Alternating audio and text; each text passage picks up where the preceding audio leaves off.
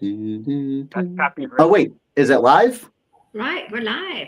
Woohoo! Oh, that's okay. We'll cut that in post. Welcome, everybody, to Dancing Dragons Live. This is DancingDragons.CC's weekly live show where you get to hear from real coaches talk about real. CC is a brand new coaching collective. That's what CC stands for, DancingDragons.CC. So you can go to DancingDragons.CC and find the perfect coach for you. Whatever goals you have in life, we can get you to where you're going. So check it out. We have all different kinds of coaches. We have hundreds of coaches on the website. We cover everything. We got people that do professional coaching, career coaching, leadership coaching, health and fitness, wellness coaching, dating and relationships, all different kinds. Anything. We got people that do numerology. So check us out at DancingDragons.CC. You won't regret it. All right.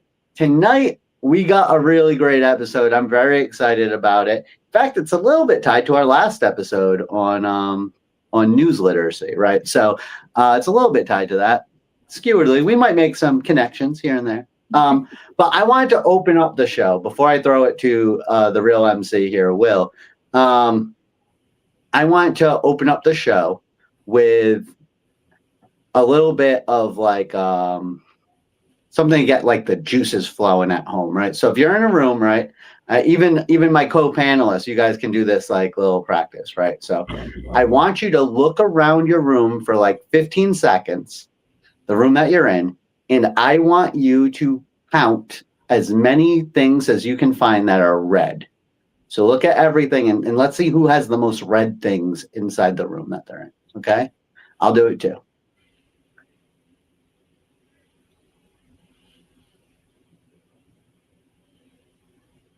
Okay. All right. Perfect. So you got that number in your head, right? Now, before you say the number, okay, or before you write it in the comment section, I want you instead to write how many brown things were in the room. Right? But you have no idea how many brown things were in the room, right? Because you were only looking for the red things, right? That's okay. That's okay. Let's try this again. Let's try this again. We're going to try it one more time. We're going to try it one more time. And now I want you to look around the room and look for all the orange things. I want you to count the orange things, okay? So let's do that. Just 10, 15 seconds. Try to find the orange things.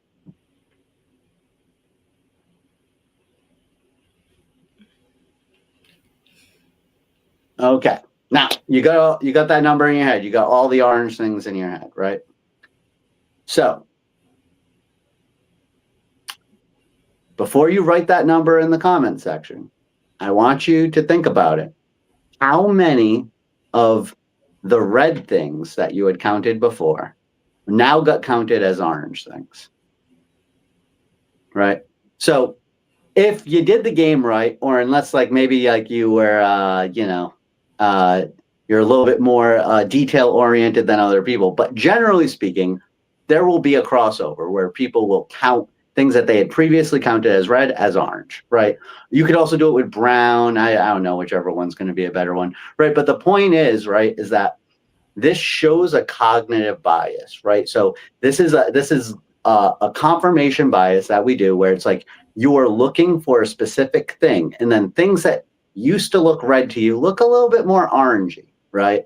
When you're searching for something that's orange, right? And vice versa, right? Things that were actually orangey, you were like, well, that's kind of red, and you counted it, right?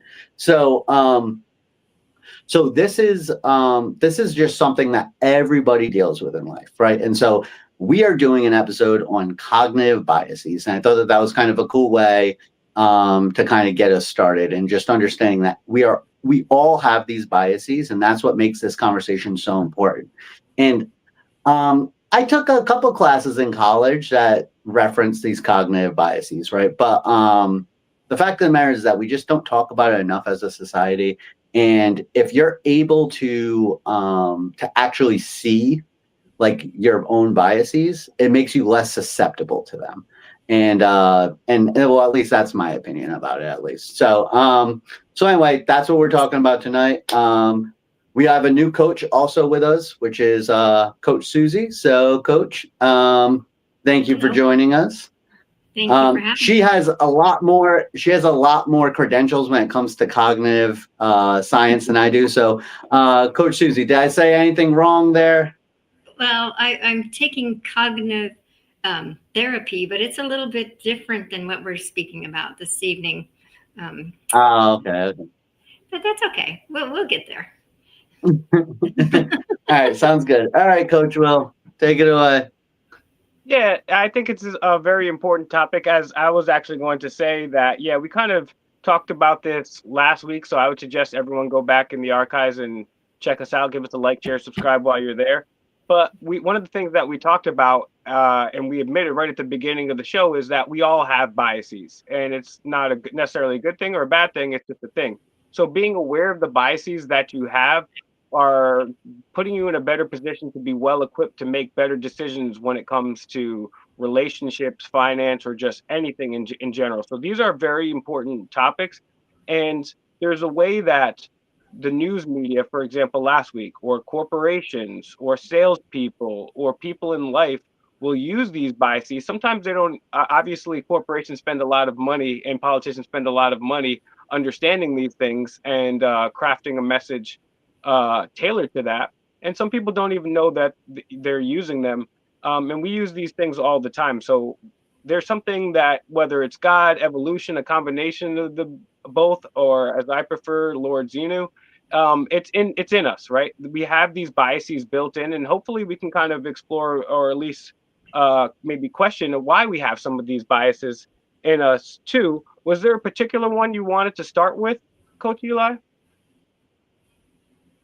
Yeah, well, we kind of already covered it a little bit, which is confirmation bias, right? So confirmation bias is when you're more susceptible to kind of observe things that already agree with what you already believe, right? So so we kind of like that's kind of built into the little project we did here, where whereas like you're looking for something red, but if it's something like orangey red, then you're gonna be like, well, that's red. And when you do orange, then it's like, oh, well, it's orange, you know. And so this is confirmation bias at work, right? And so there's all kinds of things. We see confirmation bias a lot in politics, right? Where your favorite politician, they say something, and you know, it might not jive exactly with what you feel like, so you just totally ignore that, right? You just ignore that, and that's kind of a different bias. I forget which one that is. That's the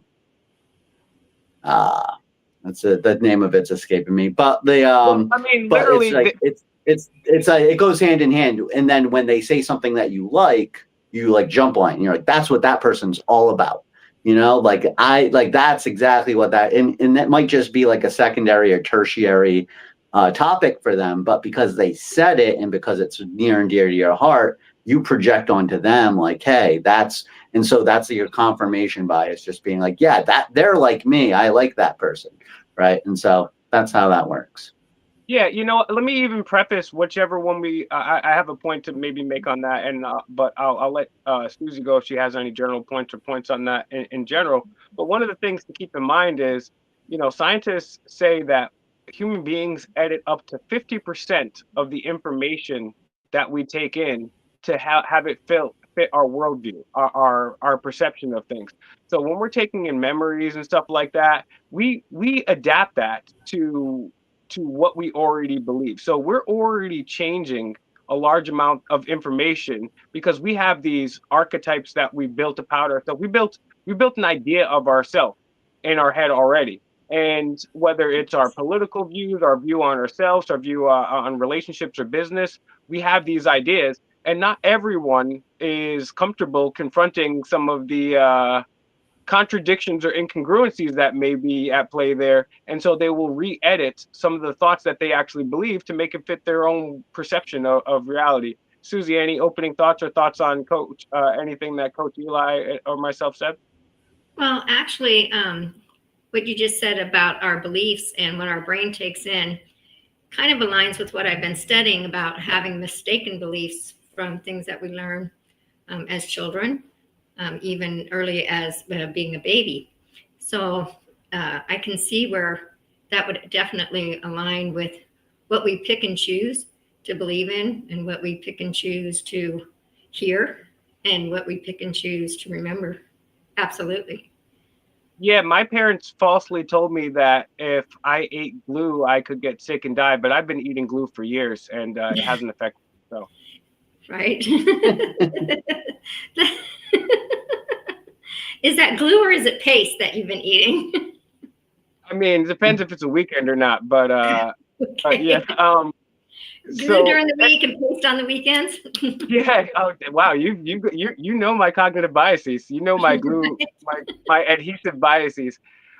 Coach Eli, too. Confirmation bias is very important as well, because what we've seen happen is the very forces that I just talked about, politics and corporations, especially with social media. Now, what happens is, we briefly talked about this last week, is people will get their confirmation bias. So if they're on the right wing and they believe everything Tucker Carlson says, then what you see happens is the algorithms of Facebook, TikTok, social media, they understand that, and they'll give you more ads and more content that are like that. And people, you'll see that becomes an echo chamber. If you're on the left and you like what Rachel Maddow says, the same thing happens.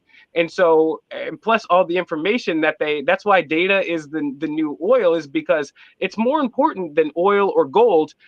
These people understanding what makes you tick and what your biases are can get you to vote for somebody, can get you to spend money, can get you to take out, all sorts of ridiculous things. So this is just many of the reasons why it's, as we discussed. Go ahead, Coach Eli. Sorry.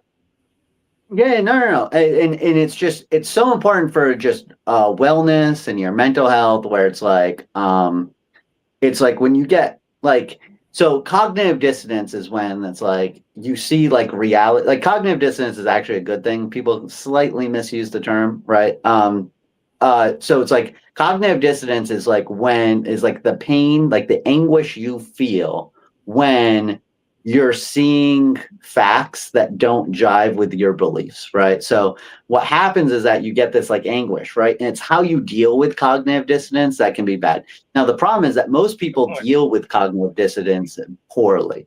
Most people, when they feel that anguish, they do a couple things. They say, oh, well, it's not a big deal. That's like a big one. Oh, well, it's not a big deal anyway, whatever.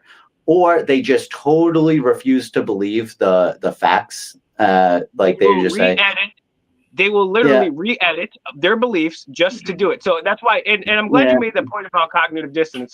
People usually just say, oh, it's having two incongruent beliefs held in your mind simultaneously. No, it's when you recognize that, and it's what you choose to do with it, that's very important. And that's why this show is very important. Yeah, and the cognitive dissonance is the anguish you feel, right? That's what's important, right? It's the anguish that you feel, because it's like physical pain, right? And so what you got to do is that, like, the best thing to do is to change your beliefs, but that's the hardest thing to do, right? When your beliefs are not, when your beliefs are not lining up with the facts, then your beliefs are wrong, right? And it's really hard. And we could probably do a whole episode on how beliefs have this way of like tangling up inside your emotions. And it's really hard to pry them apart. It really is. It's unbelievably difficult. So anyway, I'm sorry. Well, going back to what you had said. What was it? Sorry, I said, isn't that why people should go? No, go ahead. See life coaches or hypnotherapists or seek exactly. Here we are. And that's exactly what you'll get at Dancing Dragons. Thank you, Susie, for the plug. Yeah, so in DancingDragons.CC, you can find somebody that's going to be able to work you through that cognitive dissonance in a healthy and productive way, right? So check us out, DancingDragons.CC. We will get you going. And so it's just so important. So what happens, though, is that when we get stuck in like the echo chambers that Coach Will just pointed out, right? Now you got the bias coming from the journalists, and then the bias coming from your algorithm, and that bias came from you, and then that's spitting your own bias back at you, and then you're filtering that through your bias again. And so now we're like 5 layers deep into this bias-ridden, like, fantasy world. Inception. Yeah, exactly. Oh, and by the way, the journalists are not like first-hand observers, so they're getting this at second-hand accounts. So it's that there's already another bias in there. We're like literally 6 different layers of bias in deep, and then what happens is that you're just like you're stuck in this information deficit where well, it's an information overload, but it's misinformation. And so what happens is that you start building beliefs that do not reflect reality, and you're going to have this cognitive bias, which is actual anguish in your life all the time, and it's just not a healthy thing, right? So the best thing to do is to try to avoid like being stuck in these like systems where you're getting heavily biased information, right? So so anyway, I think that we kind of beat the which one, the confirmation bias to death, right? But Coach Will, does anybody else have anything to say on confirmation bias? Nope. Yeah, so I would say the next one I'll bring up quickly. They're two, but they're kind of tied to one another. And for me to understand something, it helps me understand something if I can have some semblance of an idea or at least a theory of why something is the way it is. And the two of these are like the bandwagon bias and then authority. And if you go back, like people are tribal, right? You know, and people are going to do what other people happen to do. There've been many scientific study other people do. They have many studies on this, and people also will tend to do what authority says, and that's why on the news, instead of hearing them be called public servants, they're leaders or officials, right? And that's your people know that they know you're more likely to believe it, but that comes from something that was probably built into us for a very good reason. Because if me, Susie, and Coach Eli are, on the plane somewhere, and the other groups of our tribe are running, we're gonna follow along, and that's not a bad bandwagon to do. It's a good thing. Maybe there's a threat from animals or another tribe or something like that. In that case, it's a good to be on the bandwagon. And then same thing, we can make a different argument here, but it comes from the same idea, is with authority. Because when your leader said, "Hey, need to get the heck out of here," more often than not, you're going to listen. And then even me, who was not a huge fan of authority, take that, Mom. I'm eating paste later on tonight after the show. Even though I'm not a big fan of authority, if I see someone like, "Yo, man, this area is burning down," I'm gonna run and ask questions later. I'll question the authority later, but I'm gonna prioritize my safety, which is a little segue into what we'll maybe maybe a tease into what we'll talk about later. So understanding why these things happen is important, but they are things that are built into us. And so and this is also one of the logical fallacies, right? Appeal to authority. Well, this person said this. Scientists, I even used it myself. I used it, appeal to authority, a cognitive bias earlier, saying, "Hey, scientists say that we re-edit up to 50% of the information that we've taken." So these are all things that we use every day, and I think the important thing about this episode is being able to identify them and understand what's going on, so you can critically kind of think and analyze it later. Like I said, there's not necessarily all bad. Sometimes it is good to be on the bandwagon. Like if you're like Coach Eli and he's a big Dallas Cowboys fan. Nope.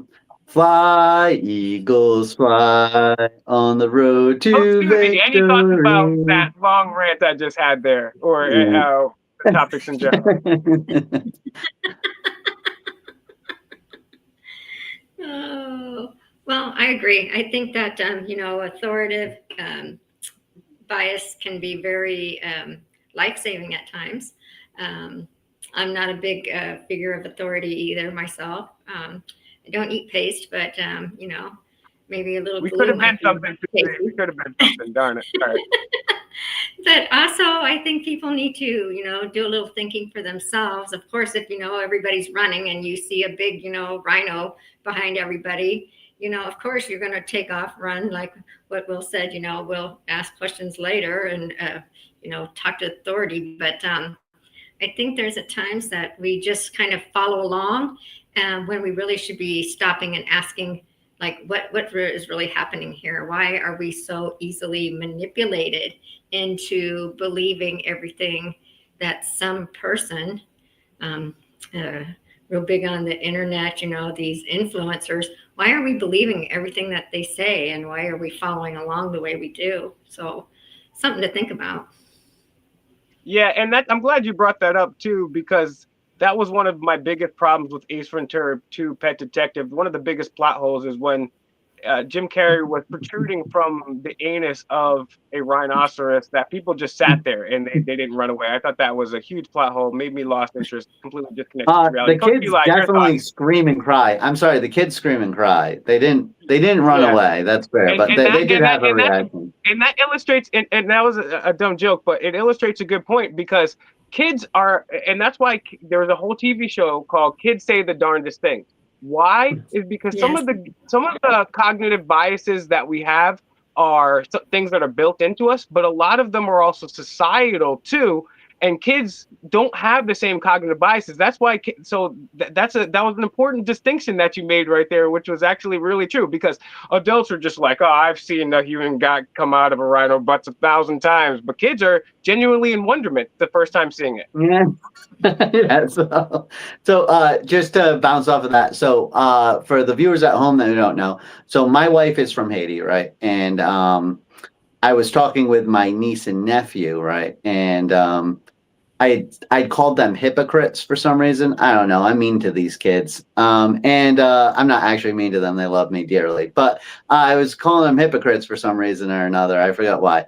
And then they asked me, they're like, well, what's a hypocrite? Now, these kids just came from Haiti like a year ago. Their English is unbelievably good, but they got a few language holes right here and there. Right. So I was like, okay, a hypocrite is like when somebody like says one thing but does another. And my niece goes, like my mom. Oh,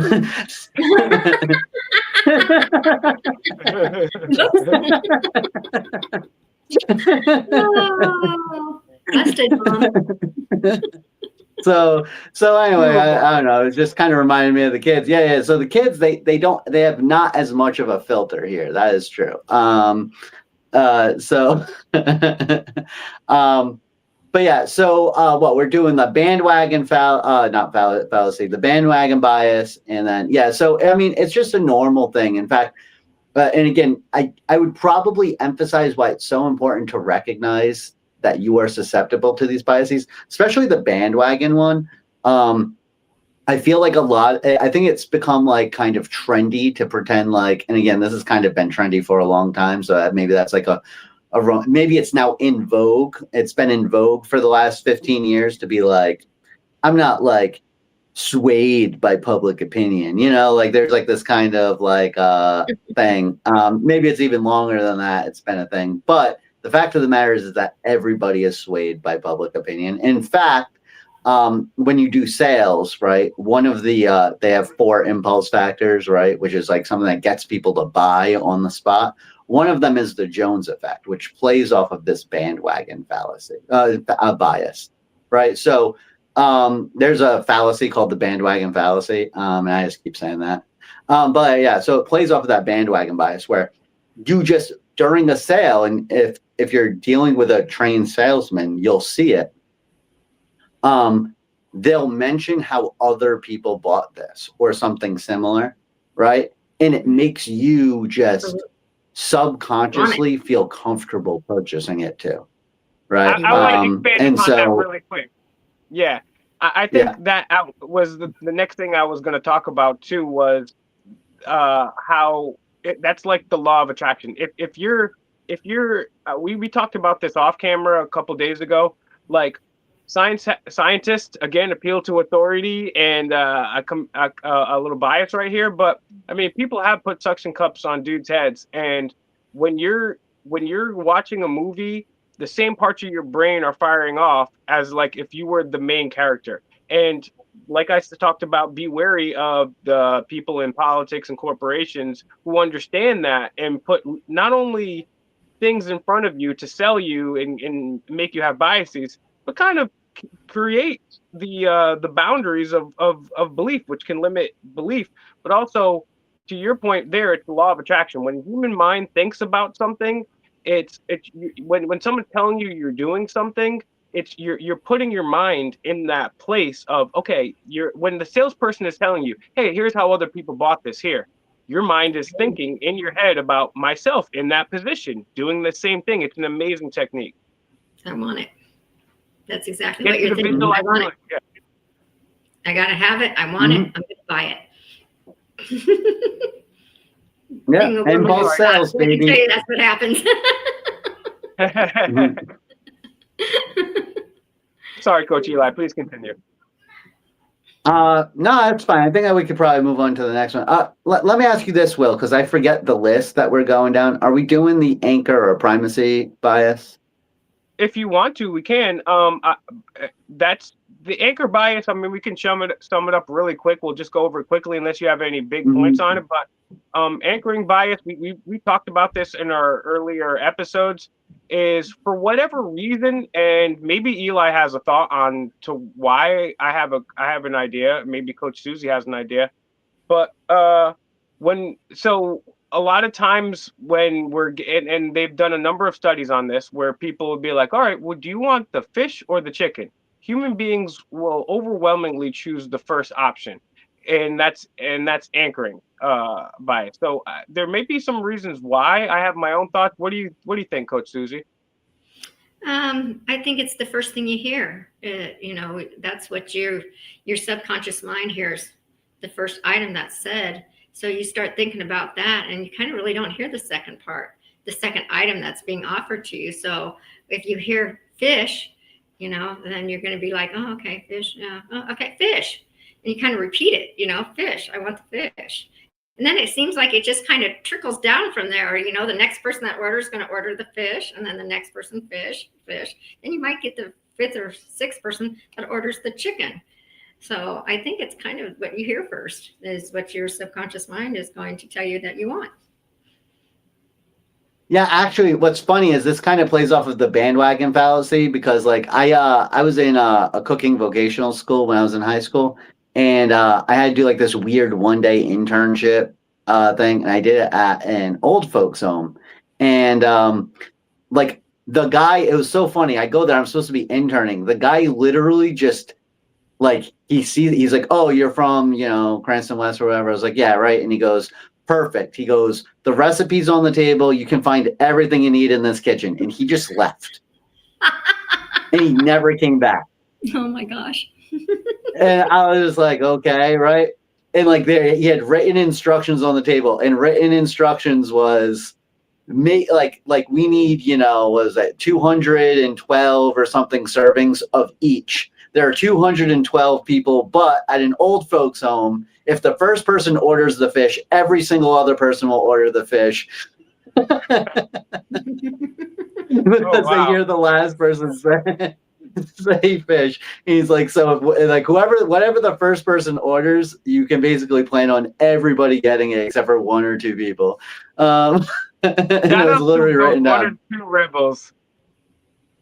Yeah. So it's pretty funny. But so what I would say though is I kind of want to take that this idea of this anchoring or primacy, right? So it's like a first impression, right? And so you always hear this thing you can never make, and again, you could actually split this into two biases, but they're typically seen as the same thing, right? So it's the first information you get is the information that's the most salient to you. It's the most poignant. It's the information that you care about the most, right? And there is a contrasting recency bias where you also tend to favor the most recent thing that happened, but not as much as the primacy.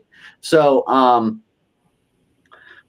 right, you get this thing. And I just wanted to bring this one up specifically because I feel like there's been, especially in our political news media and stuff like that, there's been this strategy I've noticed where in our political landscapes, what they're doing is they're trying to get people to make an opinion on anything that happens in the news immediately, the strongest opinion possible, because they know once you have that opinion, even if the news story or whatever isn't exactly what they said it was to begin with, you're still going to carry that bias with you about the subject.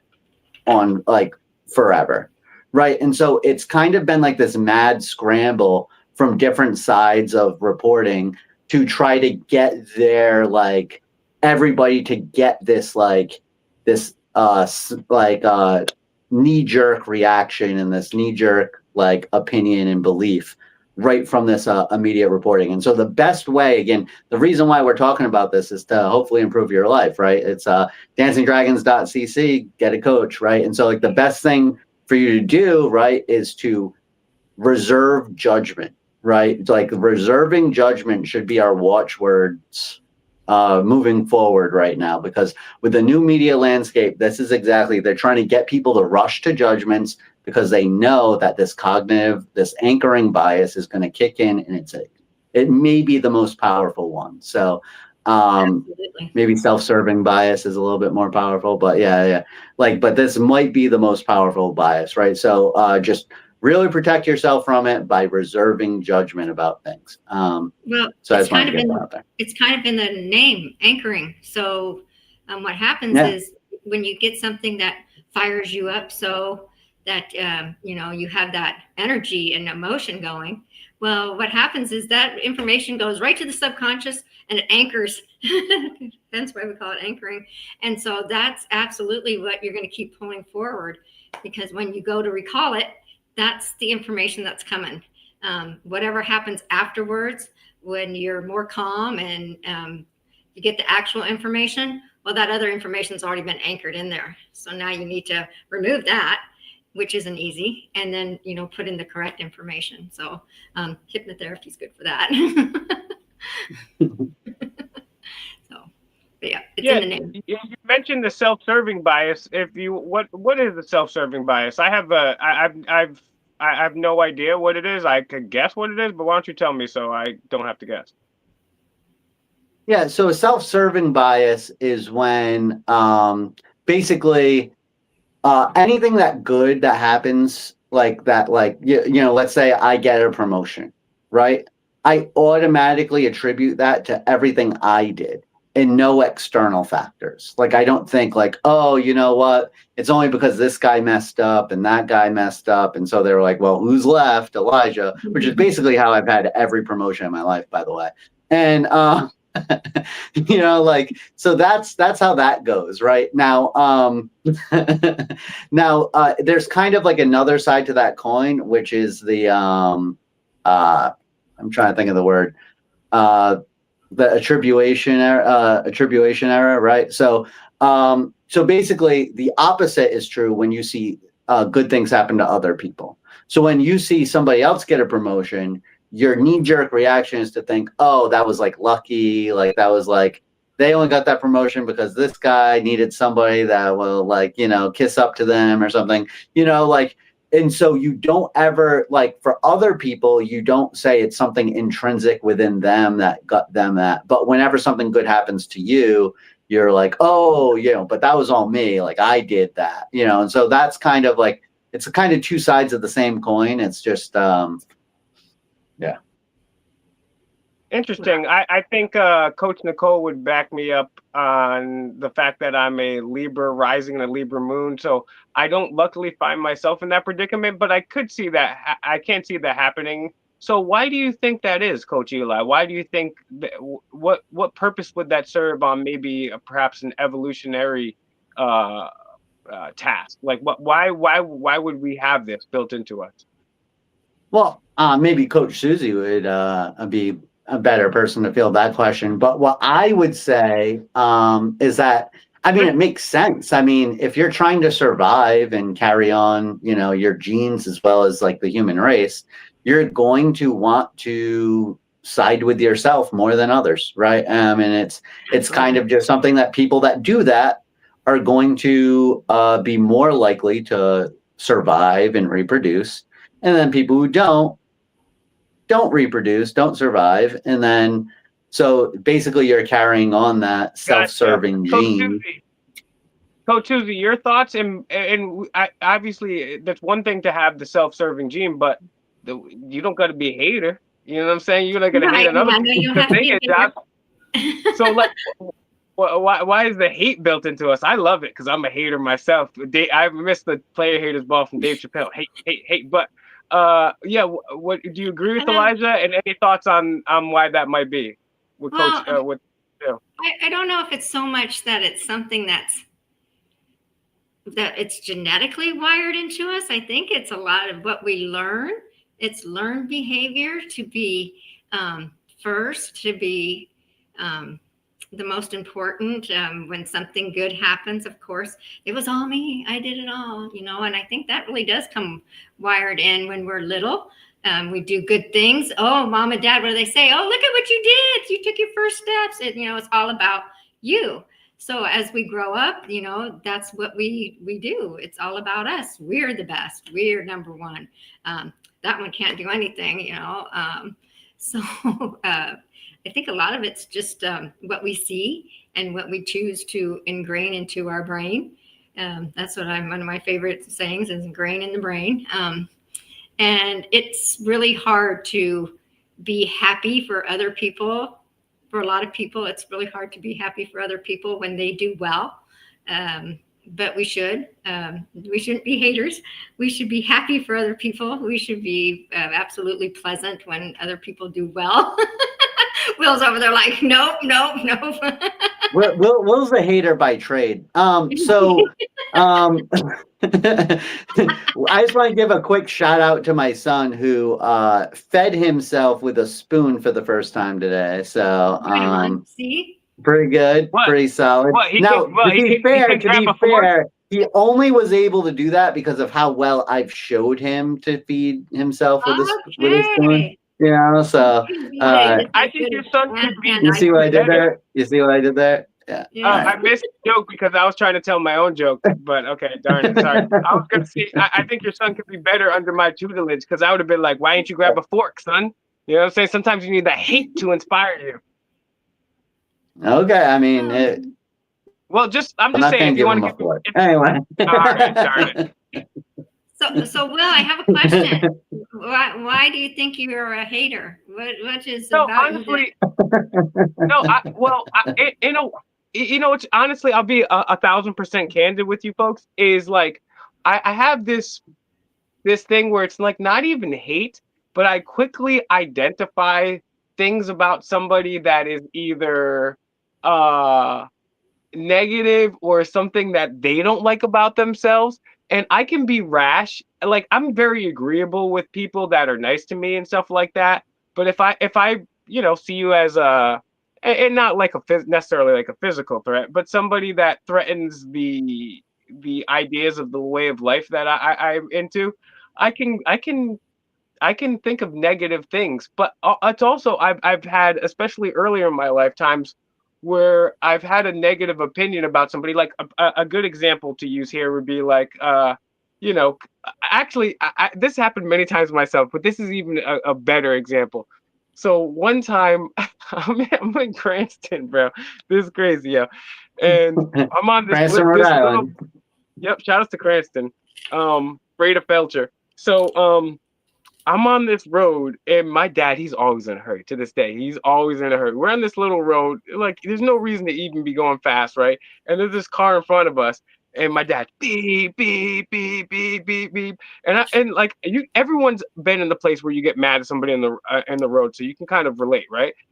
This person was going really slow, and then and then my dad speeds around and goes by. And of course, I'm a little kid, and me and my brother's in the back seat, and we all look at who this person was that was going so slow. It's my elderly neighbor, and we're going back to the same place. My dad's giving like the middle finger and all this stuff. And so, like, at the same time where I'll harbor thoughts, but I'm sympathetic towards all human beings. So I like to hate. I think it's not necessarily even the hate. I just like joking with people too. And I definitely do like criticizing thought patterns that people have that they may not be prescribed to. Hence the reason we're doing this episode here. So that's self-serving bias. And then also on that same point, the fundamental attribution. Yep. Okay. Gotcha. That's right. Fundamental attribution. Yep, gotcha. Yeah. Okay. And then survivorship. Let's talk about that a little bit.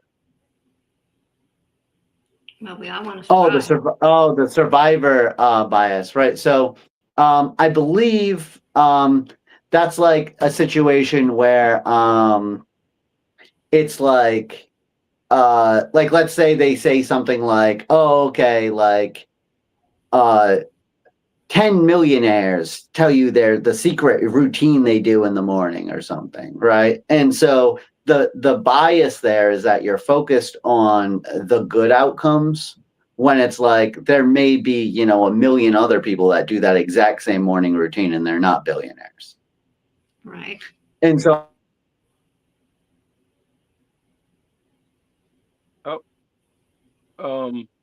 Did we freeze up? yeah, Coach Eli froze up. So, Coach Eli, can you give us a test? Are you still there, brother? am I here? Can you hear me? You're back. Okay. Yeah, we can now. You're back. Okay. Okay. Did you guys hear what I said at all? Yeah. Kind of diminished I there. think we just lost the last 15 seconds. So if you want to recap and then get back into your point. Yeah. So a surviving bias is basically this idea that it's like, let's say you see it something that's like, oh, you know, these 10 billionaires all have the same morning routine, something like that, right? And then what happens is that the bias is that you think that that means something, right? But it doesn't really mean something because there could be, you know, millions of people that have that same morning routine. But we're just looking at like the good outcome and then thinking that it's something like, so you ignore the bad outcomes, you only look at the good outcomes. And then you go, well, you see this, like, you know, it's like, oh, probably what would count as a surviving bias is like when like sports fans like are like, as long as I don't shave, my team wins, so I'm not going to shave, you know. And it's just like, yeah, there's a lot of people that didn't shave and the team lost last week, you know. Hey, you know what? To that point, baseball fans are so superstitious, and I'm not a Yankees fan. I despise the Yankees, so I'm going to drop this right here. Do you guys know that Derek Jeter was in a hitting slump and he wore a thong? He literally wore a thong. He admits this on video. These guys are cooked. But hey, if it works, it works, because what it goes down to is that bias, right? Because it's like, exactly. To me, it's the placebo effect, right? If you believe something is going to happen, it's gonna happen. So if you say, hey, this gets me hits. Matter of fact, there's another example in sports where forgetting his name, but he was a baseball player for the Tigers in the 70s, and he admitted that he corked his bat and he had some great seasons. But scientific research has come out after the fact that shows that corking your bats actually at best maybe loses some power, but there's no effect at all. So it was all mental for this. So it's very important to get into these assortment of different type of biases that we have here. So availability. Yeah, and by the way, just a very similar bias to that one though is the outcome bias. And the reason why I just want to bring this one in here is because it's like, this is something that I genuinely think about all the time, and it's from playing poker, right? And so it's like, if you've ever played poker, right? Texas Hold'em is the most popular poker game nowadays, right? But like, so basically, a 7 and a 2 is the worst hand that you can possibly have, right? But people will win with a 7 and 2, right? And then they'll think, oh, I made a good decision by betting on these cards. And it's like, no, you didn't. No, you didn't. Right? Meanwhile, like somebody that gets a really good hand will have like 2 aces. Like I've seen 2 aces get beaten by 7 and 2. It's possible. It's very, very rare, but it's possible. Right? And so what happens is that the person with aces might say something stupid like, I should never been betting on those aces. And the person with the 7 and 2 will be like, man, I'm going to bet on 7 and 2 every time. Right. And it's just a terrible way to live your life. And so like people will often look at a good outcome they got from doing the wrong things. And then it will encourage them to continue doing the wrong things. And then I think that this is actually worse. People that did the right things will get a bad outcome, and they'll stop doing the right things. So just be very careful of that. Yeah. and that's why it's important to try hard. And I think this is why this is an important and not to give up a couple times, but also, like Einstein said, and he was a weirdo that married his cousin and wore slippers. It's very effeminate for men to wear slippers. I don't, even on the beach, guys don't do it. But yeah, I mean, trying the same thing over and over and expecting different results. So don't give up easy, but also don't do the same thing 1,000 times. And yeah, I think that this is a very important episode because there's so much going on a daily basis for our brains to comprehend, and taking a step back and kind of analyzing it. And like you said, when when you're talking about poker, sometimes the strategy could be best for you to bluff, right? And say that you have it, but not every time. So taking a look at the situation and understanding and analyzing the situation and understanding all of these different biases, and then making the best decision that you have. Let's talk about the availability heuristic. Okay. Do All right. So, if I recall, the availability heuristic was. Sorry, I've been brushing up on these, and I forget exactly which one. All right. So, judging the likelihood or importance of events based on how easily examples come to mind. Okay. Yeah. So Will was doing this earlier today, actually. So, the availability heuristic is the idea that if you can think of a bunch of examples, it means that it's more like statistically viable to you, but it's just not true, right? So, like, for instance, terrorist attacks would probably be a really good way, right? So, like, people are legitimately scared of terrorist attacks. Now, I'm maybe aging myself a little bit. This is probably something that's like a little bit more like of an old fear in this country, right, in the United States. But like, there are plenty of people that are like legitimately scared of dying in a terrorist attack, right? Now, here's the thing.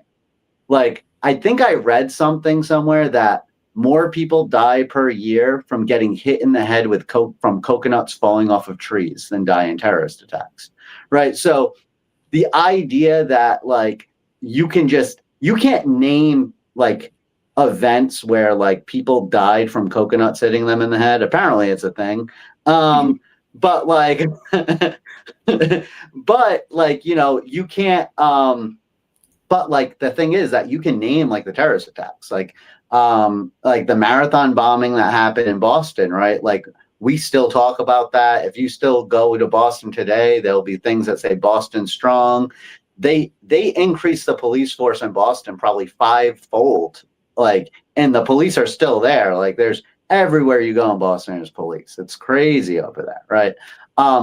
And so it's like, but like that sticks in our head, and 3 people died in that attack, right? And it's a tragedy. It's a tragedy, right? But the thing is that sticks out in our mind much more than other ways that people die, like from heart disease and like from eating French fries and these other things going on, right? And, so, yeah. So I mean, anyway, that's.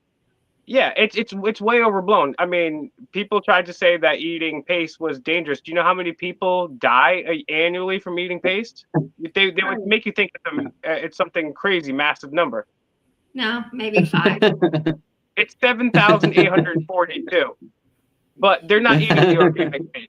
So yeah, and that ties into kind of this bias too, is because like when people are the ones responsible for sharing the information about these things, I mean, you can take it even back further, like when back in the day the kids would go under their desk because they thought someone was going to drop an A-bomb on them, right? And the likelihood of having an A-bomb dropped on you, is infinitesimally very low, but they make you, and then people live their whole lives like that. And don't get me wrong, like we talked about earlier, these biases come for a reason. Understanding the reason should help you, right? Because it's based on survival, right? And passing on that copy of your genes. So these people tap into that, and that's why I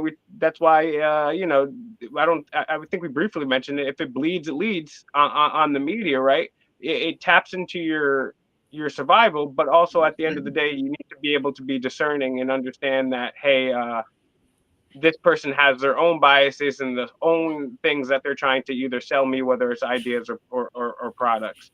So yeah, Well, important to know.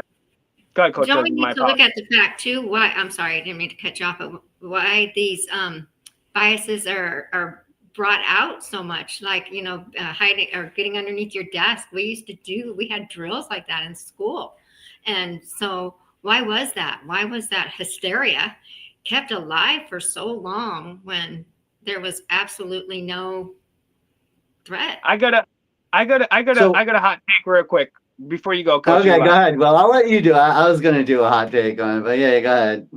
So I have this idea that it's important to the powers that should or should not be, that they keep us in a constant state of uncertainty and fear. That's why back in the day, it started with communism, the A bomb, and then it's like, I'm not saying that these are irrational fears.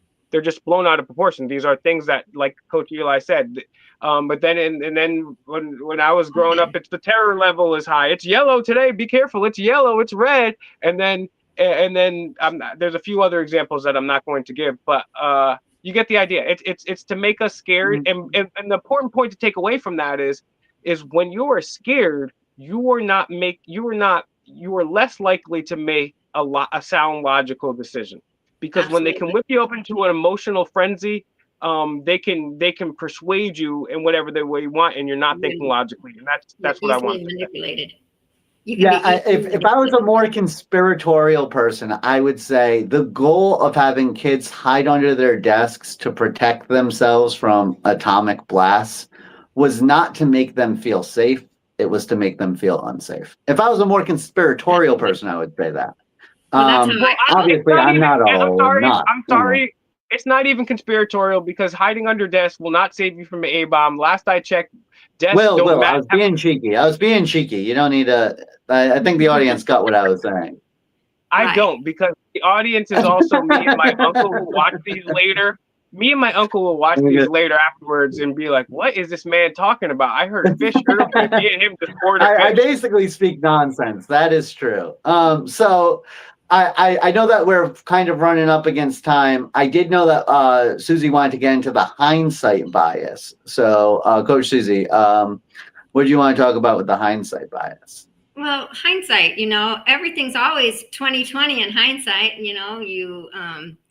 Of course that's how it was. I knew that. Why didn't I say that? I absolutely was just, not thinking straight at that moment in time, because that's the truth. Well, of course it's the truth, because you're learning it after the fact. So it's absolutely one of those biases that, we may want to just step back for a minute and think, is this really the truth? Is this really what's going on with us right now? And where is that all coming from?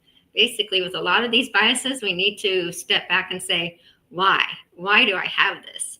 Why is this affecting my life the way it is? And is it affecting me negatively? Because if it's affecting me negatively, we should be,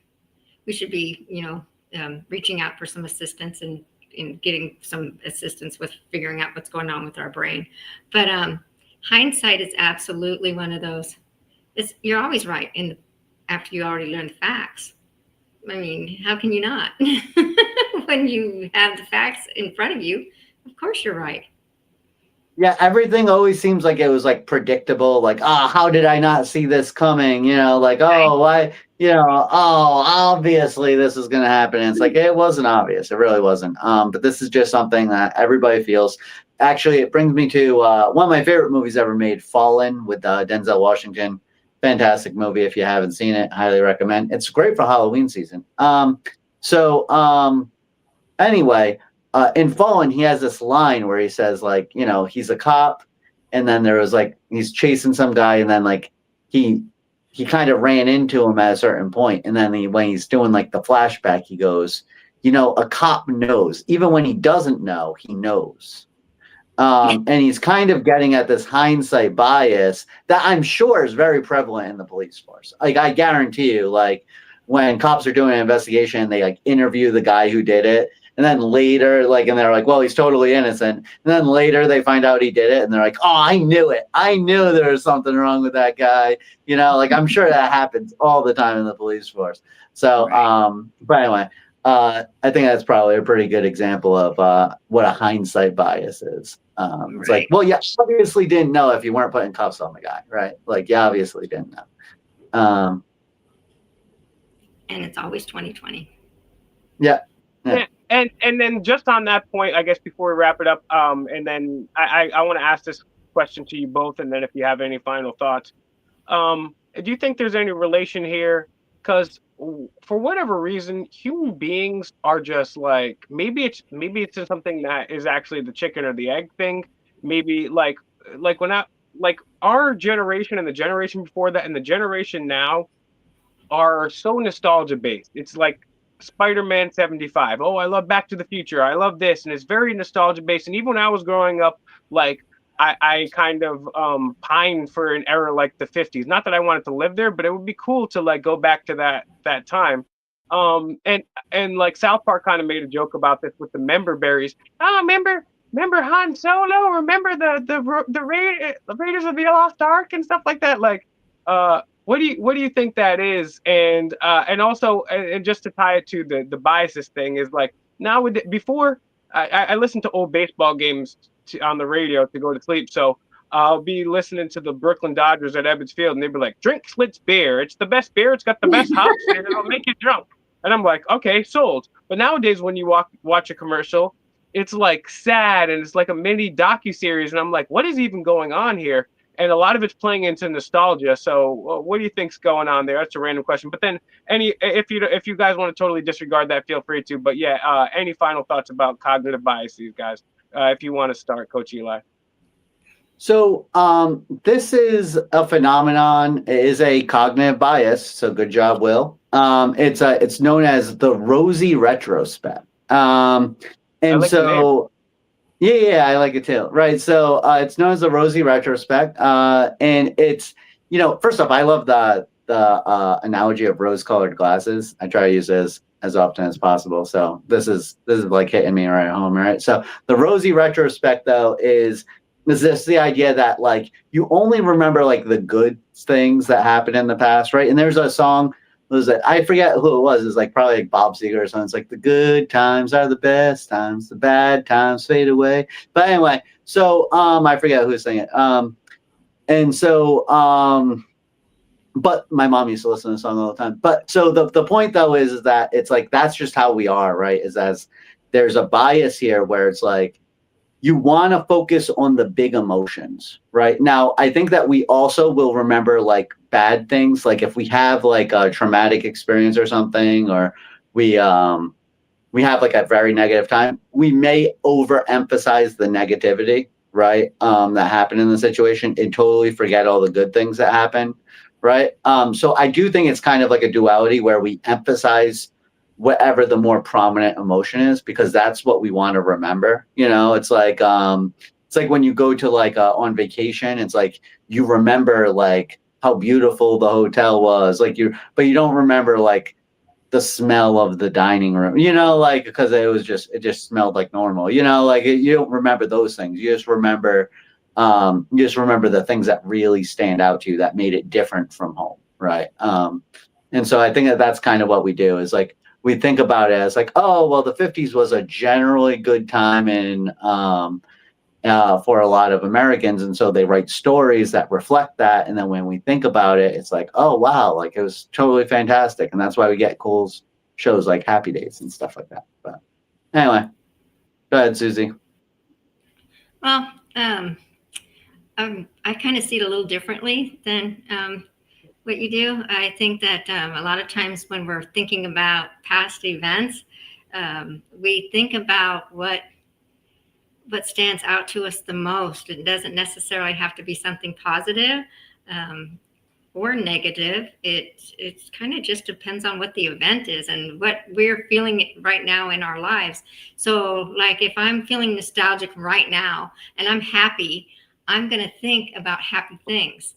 I'm going to think about all the good things that happened, when I went on vacation and I saw this, or, I got extra dessert when I was a kid or whatever. But if I'm feeling depressed and I'm being nostalgic, then I'm going to remember all the sad things that happened, all the trauma, the abuse, sad songs that can actually trigger even more nostalgia and more depression. So kind of figures on what that person is feeling at that time when they're remembering the nostalgia.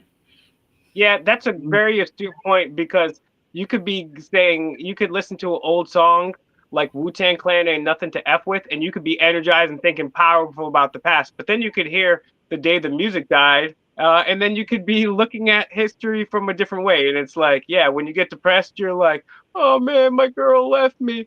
Oh man, my job sucks.